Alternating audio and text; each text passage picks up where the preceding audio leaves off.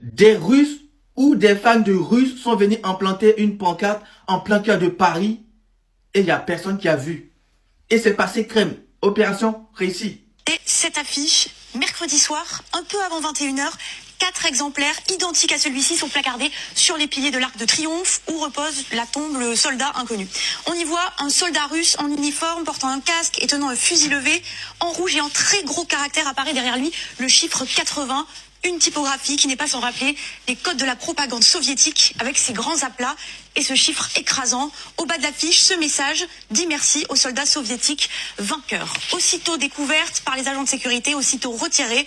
Précisons, et c'est loin d'être anecdotique, qu'au moment même où ces affiches étaient placardées, Volodymyr Zelensky et une trentaine de pays alliés arrivaient à Paris. C'est la piste russe qui est vraiment privilégiée. D'abord, un petit mot sur l'enquête. Elle est lancée pour dégradation ou détérioration de biens inscrits pour servir les intérêts d'une puissance étrangère. Alors, s'agit-il d'un acte issu d'une organisation ou simplement d'un passant? C'est ce que tentent de démontrer les policiers de la sûreté territoriale, mais l'affaire a tous les atours d'une opération d'ingérence russe. Alors pourquoi cette piste russe? Premièrement, le message est clair, on l'a vu, le chiffre 80 renvoie au 80e anniversaire de la libération de 1945. Le message cherche lui à rappeler le rôle de l'URSS dans la libération de l'Europe. Il s'agit d'une référence à la victoire des soviétiques sur l'Allemagne nazie lorsqu'ils faisaient alliance avec les Occidentaux.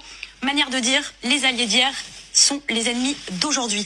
Deuxièmement, parce que cette opération est directement revendiquée par des responsables russes. Selon l'agence de presse RIA Novosti, l'action a été menée par des militants du mouvement patriotique Victoire 945 pour rappeler que c'est l'armée rouge qui a joué un rôle décisif dans la libération de l'Europe du nazisme. Avec ma collègue et journaliste Perrine Combeau, on a mené l'enquête et le président du comité d'organisation n'est autre que cet homme, Boris Tchernychov, 34 ans, vice-président de la Douma d'État. Et voilà ce qu'il affirme à ce sujet. Lorsqu'il tente de réécrire l'histoire, il est important de se rappeler que c'est l'Union soviétique qui a brisé les reins du fascisme. L'Europe doit se rappeler à qui elle doit sa liberté. Enfin, troisième élément, c'est en fait une opération coordonnée. Paris n'est pas la seule capitale ciblée. Selon le mouvement, des tracts portant l'inscription «Merci aux soldats soviétiques» ont été distribués à Paris, Berlin et Vienne à l'occasion du 80e anniversaire de la fin de la Seconde Guerre mondiale. Sur les réseaux sociaux, un journaliste russe relaie ces photos. On retrouve ces mêmes affiches placardées à proximité de la gare, la porte de Brandebourg et de la gare de Berlin. Même chose, très proche du musée Albertina et d'Opéra de Vienne. Qu'est-ce qui prouve que c'est les Russes, l'autorité russe? Rien du tout. 80e. Les Chinois viennent de fêter aussi leur 80e. Et c'est le même jour. Qu'est-ce qui prouve que ce n'est pas les Chinois?